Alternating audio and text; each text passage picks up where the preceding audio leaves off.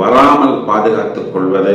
ஏதாவது ஒரு சின்ன விஷயம் வில்லங்கமாக தெரிகிறது அப்படின்னா கொஞ்சம் காசு நம்ம கையை விட்டு போனாலும் மியூச்சுவலா ஒரு செட்டில்மெண்ட் பண்ணி கொண்டு பேப்பர்ல எழுதி வைத்துக் கொள்வது. இதோட எனக்கும் இந்த விஷயத்துக்கும் எந்த சம்பந்தமும் இல்லை.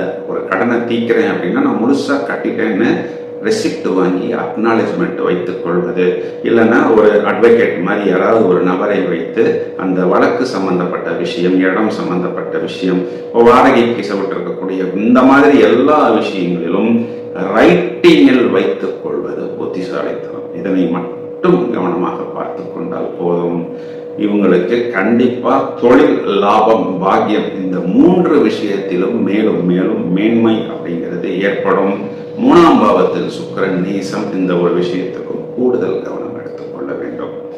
வயதை அனுசரித்து அம்மாவுடைய ஹெல்த், அப்பாவோட ஹெல்த், சின்ன சின்ன கை வைத்தியம் வைத்துக் கொள்வது.